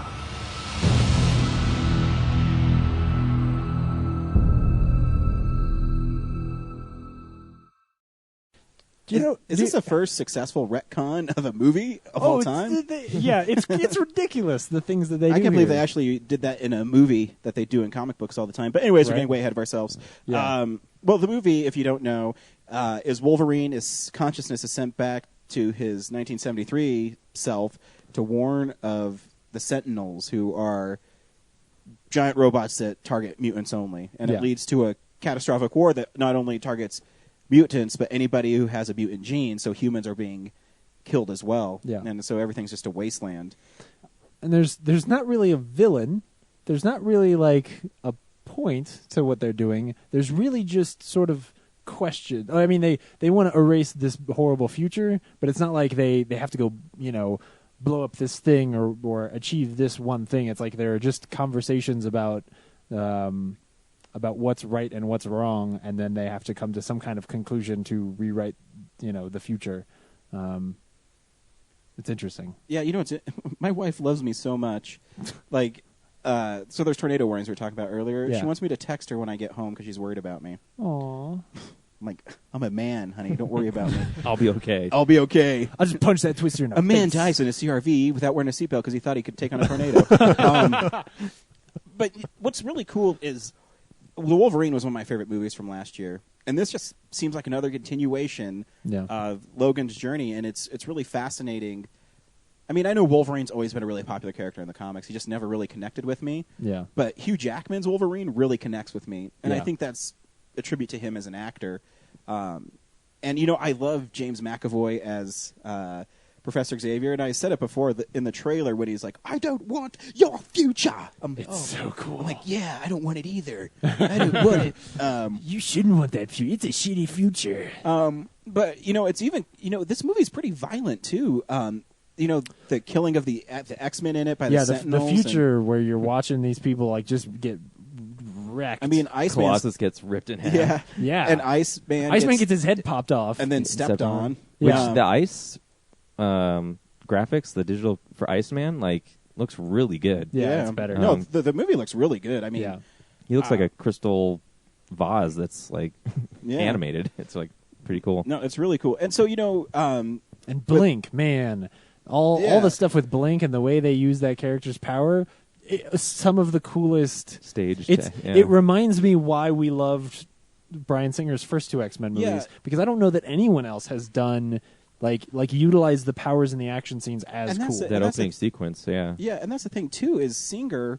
I mean, I don't mind Brett Ratner. I think he can direct action fine. But what Singer does is he does such a great job of building the characters for moments, and then you understand. I mean, Kitty Pryde she's in it a little bit, but Ellen Page is a great actress, but just the way that it's shot and you feel the pain of her, and it's just he has the ability to do that. Where someone like a Brett Ratner is like, I'm going to look at this cool explosion. Yeah, you know what I mean. It's really cool that he did that. And what I like too is Singer didn't totally dismiss what Ratner did. In fact, he kind of embraced it. It's like, I can do it better. You know, I can show you how to make an X-Men movie. Yeah. And it's really fascinating to me. And Peter Dinklage is fine as Trask. Yeah, I mean he doesn't have any weight. Like he doesn't feel like a villain. I always laugh when I see midgets walk, though. I don't know why. I was impressed when, like, for the most part, he seems like a shallow, like, I just want to get rid of mutants thing. And then they have that one scene towards the end where he explains, like, I don't really hate them, I admire them, and I just want to prevent extinction. Like, my goals, like, you understand my morality, why I'm doing this. It's not just to be a dick. And that's what I mean. Like, there's not necessarily a villain except for just I think Magneto's actually a villain. Well, that's what I was going to say is just this question of what the mutants should or shouldn't do and how they should react to this world. That's the thing that's really at stake. And so what it means is that there's not like they don't have to fight the Sentinels and defeat all the Sentinels at the end, or they don't have to like break into a facility and like blow up a factory or something like that.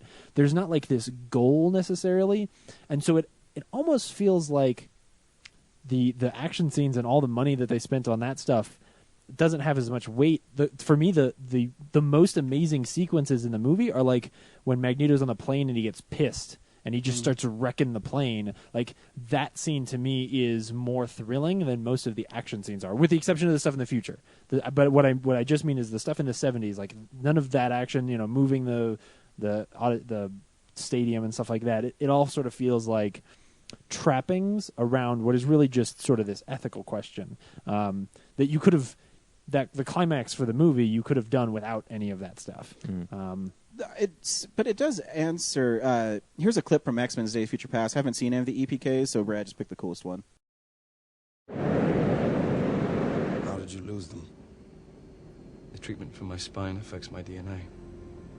You sacrificed your powers so you could walk. What do you know about it? I've lost my fair share. Huh. Dry your eyes, Eric. Doesn't justify what you've done. You've no idea what I've done. I know that you took the things that mean the most to me. Well, maybe you should have fought harder for them. If you want to fight, Eric, I will give you a fight! Let him come. You abandoned me! You took her away and you abandoned me! Angel. Azazel. Emma. Banshee. We were supposed to protect them! Eric, where were you, Charles? You abandoned us all. That's fine. It makes it easier than I don't want to describe it and then you'd be like, what the fuck is he talking about? I think Brad didn't pick the coolest one. I don't know what they are either, but I think that he picked like. But Michael Fassbender's such a great actor, and I mean, here's the thing: is when you have someone who can control metal with his mind and his hands, it can look goofy, but for some reason you believe his grunts and his motions. And I don't know if I'm the only one, but I really wanted to see the JFK scene. Yeah, you know what I mean. Did they do that online as like a joke? No, it was like a viral thing. Yeah, I don't know if they actually showed you. Well, in the movie, he's in the Pentagon, 100 feet below the surface because he's accused of killing President Kennedy, which is a really fascinating because they're using suggestion because they talk about the magic bullet and he can control. And I wanted to see that scene. I wanted to see not necessarily. I don't want to see Kennedy get killed. I hate that scene, but I want to see the ramifications of what he did, and because it would be cool to see the story. Really, Yeah, like, it would be cool to see him find out that Kennedy is a mutant, find out that somebody wants to kill him for that reason, go and do everything he can, and try to do it in the Xavier way, where he tries to save people rather than kill the people he thinks are the problem, and fail. It's a really neat. And what's idea. really cool too is my favorite arc besides Wolverine in it, because I think he has an interesting arc, is I love Magneto's arc, because you think he's going to do it for the good, and you realize towards the end he's just using them to get him out, and like he always does. Like he always does, but like he seems menacing to me, and he seems like a real villain. Yeah. And he took control of the Sentinels, and he did that by creative way, like pulling railroad off metal. and metal and putting it inside of him so he could manipulate it, and I thought it was really fascinating. They had Richard Nixon in it. Has Richard Nixon just always become a character now? Like, you can't ever take him seriously, no matter what he's in. He at least looks more like Richard Nixon than the Watchmen version. Yeah, I don't know. It's just who he is, I guess, because he's a douche. But even that scene where he had all the guns pointed at him, and I'm like, is he? I thought they were really going to kill him, and that's what would start the war. Right? They'd be like, "Oh shit, that'd be crazy." But of course, they took the safe way. But Am I the only one who thought the Quicksilver stuff was cool? Oh no, the Quicksilver stuff was badass. It was. The one when I saw the picture of him, like, oh my god. Yeah, the costume's still fucking stupid, but like his scenes are awesome. Yeah. I mean, I was sad he wasn't in more of the movie. Yeah, I thought he'd come back at the end and do something, but yeah, he was just hanging out at home. With his sister watching TV. Yeah. But it was badass. So again, just a scene that just looks so cool that he's running so fast that everything's in slow motion. He just he just poke a guy in the face and it becomes a punch. Yeah, it's really fascinating, and even him taking out Magneto and how fast it's really cool. It's something you'd be worried about, because it makes me interested to see what Whedon does with him in Age of Ultron, because I'm obviously in Avengers he's going to be a bad guy, right? So, or at least start off as one.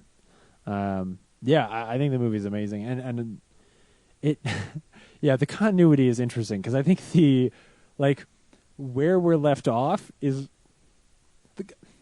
the continuity in these movies is like more inconsistent and ridiculous than like the Fast and Furious movies now. Though, it's because I don't know if comics are like that though. No, absolutely, but I don't know where we stand. Like when it was over, I turned to you and I was like, "So, are we never going to get another movie with Wolverine where he has metal claws?" Because he had the metal. Remember, because I guess he still goes through the whole Stryker he story. Still goes through the Stryker story, but like it's rippled. I know they alluded that Mystique pulled him out, right? But they do that little voiceover, like even though there's a ripple, he still goes through it. So maybe Mystique's the one who gives him his Magneto. Or maybe says he like just get captured again. Those claws would be cool with metal. So maybe in this like new timeline, Magneto gives him the metal claws. That's what I thought was going to happen when he starts like putting the rods through him. I was like, are you gonna like give him metal claws here? But it's not gonna be adamantium. It's gonna be like rebar. But the end though, I really thought was cool, because they had Kelsey Grammer come back as Beast. Was that him or just an actor that it was looked like him? Kelsey Grammer. Yeah. Hello, Rogan. There's a bunch of people that just popped up. And actually, the most surprising was Cyclops, because I knew he was really upset about how he was handled in X3, because he wanted to do Superman. Because it was horrible. Well, he wanted to do Superman, but they're like, well, we're going to do both of them, so we're just going to write you out. Yeah. And for the leader of the X-Men to be killed off screen like a bitch is pathetic. Yeah, I'm gonna blame what's his face on that one though, because if you came to me and you were like, you can either do an X-Men movie or a Superman movie, and in a Superman movie you're the like husband of Lois Lane, or you're Cyclops, you do fucking Cyclops. My biggest question is like, because I don't know if I missed it, but how I know they basically wipe away X3 by the end of the movie, but how is Professor Xavier alive in the future?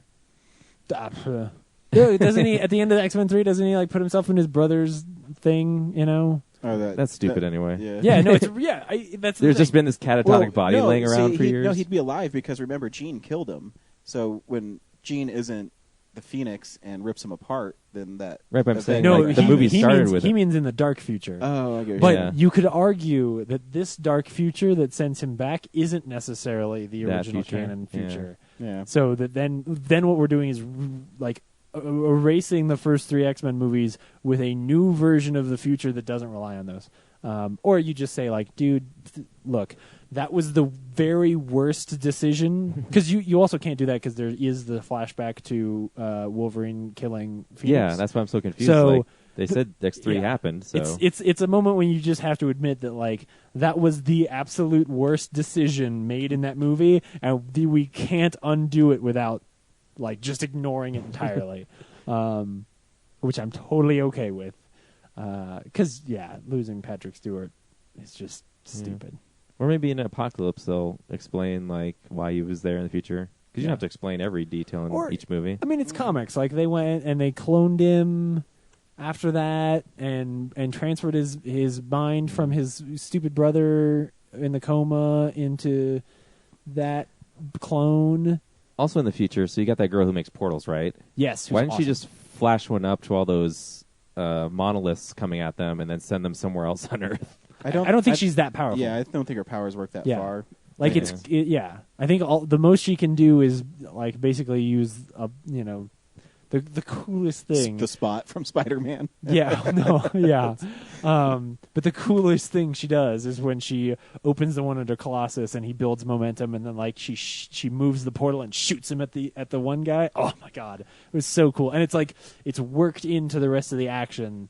Remember when her face got toasted off? Yes, dude, it was brutal. It was, man. Sentinel's like, well, it's extra brutal because, like, you watch those people die multiple times throughout the movie. Oh man, yeah. Oh yeah. So the first one, the first time they cool. fight in that first sequence, I was confused because Kitty Pryde uses Bishop, and then they go back to before that sequence. Yes. So that's what they instead end of up going there, they meet up somewhere else. Well, they just stay where they are. So that's what she explains to Patrick Stewart or to Xavier when he gets there. Is like, no, what we've been doing is we'll go someplace, we'll raid something and get some stuff, and if they attack us, then I move Bishop back a day or two, and he warns us, hey, don't go to this place because you'll get attacked and you'll all die. And so we don't go, and so they erase that version of the future. And so that's what they're doing, is they're like, just trying to avoid your future. Yeah. But he doesn't explain. It's really cool, I think. Like, he doesn't explain any of that. Like, shit just happens, and then you have to put it together later. Like, oh, okay, so it's that, like, they don't go into why Kitty Pryde is able to time travel anyone. I assume it's like because she can move through walls and stuff. That just like Quicksilver, like, use vibrations like really fast to break glass and stuff. Yeah. As a power, like, I assume something about being able to move through inanimate objects is probably able to send you through the time-space continuum in some way. They explain it like that in the comics somehow. I don't remember exactly, but yeah, it's like a power that she upgrades to. Mm-hmm. It's level 7. It's like Pokemon's. Yeah, it's exactly like Pokemon's. So, yeah, I had fun. I was really worried about this movie, but the movie is really well done. Yeah, it's cool. Gets me excited about X-Men again. Yeah. Totally. I don't know how you make a sequel. Like, I don't know who I want more. Like, no, I do. I think I want the first class cast. I think I want Jennifer Lawrence and McAvoy. Well, Jennifer Lawrence is way better than Rebecca Romijn. Well, yeah. The only thing, and I noticed this. So Jennifer Lawrence looks more like a human because she's an actual, like, she has the shape of a woman. Whereas Rebecca Romijn looks like a mutant in some way, like because she's so lanky and stuff. Like, she just I sorry. think Jennifer like, Lawrence's body is amazing. No, I agree. She has like these big boobs, and that's what I'm. It's sort of what I'm saying is I'm that, like tinkle tinkle tinkle. It's pressing against my zipper. Rebecca Romijn looks like she has some kind of weird genes because she's so lanky and like like weirdly super thin, and like she, I don't know. It still doesn't feel like one character to me. It feels like two because I don't know. Rebecca Romijn just looks more inhuman, which is kind of cool for that character. But the scene too. Jennifer Lawrence is a much better actress. Way more obviously. sense in the context of the X-Men movie than in the Spider-Man, where they took out like 3 minutes of the of the scene where they're in Vietnam. The thing, that thing from the Spider-Man movie was just worth like so cut to hell and not because that scene ends up being really cool. Introduces a lot of stuff, and if they just had like her going in and seeing the guys, and then she says the line about like the question is, "Who are you?" and you see his dog tag. That would have been sweet. That would have been really cool. But they aren't smart enough. So instead, they showed us like this kind of shitty like cut up action scene. But I was wondering too because in the ratings for this it said rear nudity. I'm like, whose ass do we see? I thought maybe it meant Mystique, but nope. You see Hugh Jackman's beautifully sculpted ass. A little bit of his balls. A little bit of his balls. Hugh Jackman's a good-looking guy. Yeah, it's all right. Yeah. Have you noticed, like, if you watch X-Men 1, he's not, like, ripped or built? Oh, no. No, he is, like, he talks has about a huge that. vein in his arm. Yeah. He talks about it. He looks all there's a roided up. great interview with him. Where was I reading it? Oh, he was talking about how difficult his last year was because he trained for the Wolverine for a year. Mhm. Like, he wouldn't eat anything but, like, fish and vegetables steamed. Wow. And then he'd That work sounds out horrible. 4 hours a day Ugh. to be built like that. And then he accepted Prisoners, which is the exact opposite. And then when he was in Prisoners, they called him and said, "Hey, we're doing X-Men Days of Future Past too. So as soon as you're done with Prisoners, we need you back to do X-Men." Oh, and man. he said that was like the worst thing ever. But as soon as he was done with Prisoners, he ate a hamburger and a malt, and then he went back to his training regiment. Wow. Yeah. Man. Sheesh. Just one hamburger. One hamburger. Oh, so And the rest before, of the before shakes. day And 2, where he shake. Yeah, had he's steamed like- vegetables again. Yeah, exactly. That's cool. What do you mean that there were not like action scenes, but there were action occurrences, or what? I mean, like, It's more a dramatic movie than it's about, exactly. Like, so set there's pieces. this sequence where, and this is, I'm totally spoiling it for you in this way, but there's a sequence where Magneto goes to and you see it in the trailer. Magneto goes to RFK Stadium. Okay, he goes to RFK Stadium and he picks the whole stadium up and he's floating it through the air, and you're like, what the fuck is he doing? Like, this is gonna be crazy, right? Like, it harkens back to like X-Men 3 when he picks up the whole bridge and then it leads to a big action scene. And there's all this stuff going on with the Sentinels, so you're like, oh man, is he gonna like show up and just like crush shit with like he's gonna use it like a giant stamp and just like up and down and crush the whole town with this thing. That's why James doesn't make movies. Like, I was just like, what the hell is he doing? All he's doing is he drops it around the White House, and it's a wall around the White House. With Sentinels, so no one can get in because he's going to murder the president. Right. Which I get, but it's not an action scene. It's like an action happening. Like, there's big, shiny, expensive to make things happening on screen, but they're not. It's not a fight. It's not getting to a resolution. Okay. It's more just like it's just setting up scenes. And it's not bad. It's just interesting. Yeah, I mean, it might be bad. I think there are some I don't parts think of me it's that bad at were all. there were parts of me that were sort of disappointed when like he just drops that thing down and I was like, oh okay.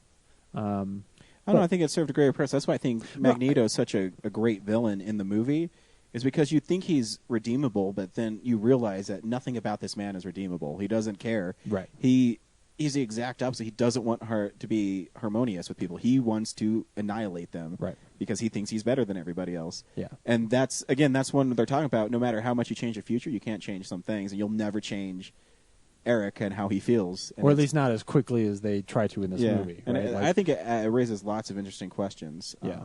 He even tries to kill Mystique. Yeah. Yeah, that scene is really cool. Oh, how he pulls her back with the bullet in her leg. Yeah. Oh gosh. And with like and you see it move and oh gosh, yeah.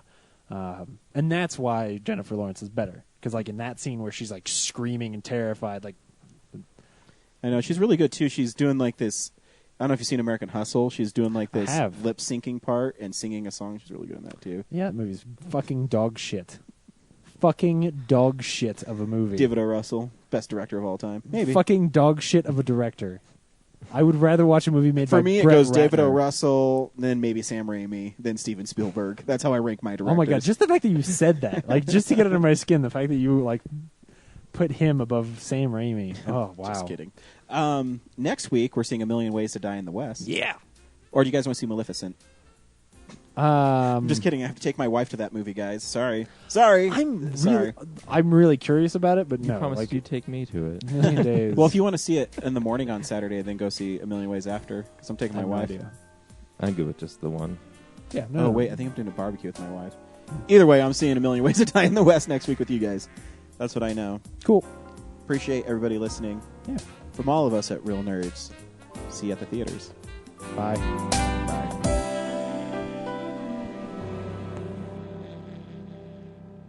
Visit our website, realnerdspodcast.com. You can tweet us at real_nerds. You can email us even, realnerds@gmail.com. Like us on Facebook. Hey, stream us on Stitcher. You want to call us? 720-6nerds5. And download us on iTunes. Just search Real Nerds. Thank you, Joe Kempter, for the wonderful voiceover. And also Spark Mandrill for the wonderful late-night jazz smooth sounds of movies. You can find him on SoundCloud. This has been a Nebulous Visions production.